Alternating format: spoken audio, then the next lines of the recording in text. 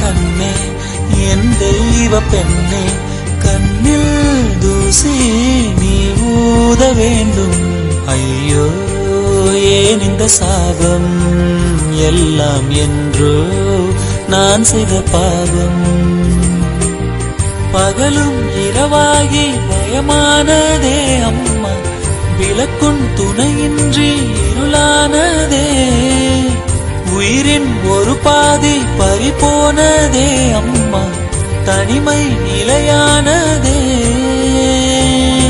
அம்மா அம்மா நீ எங்க அம்மா, உன்னை விட்டா எனக்கு அரு அம்மா.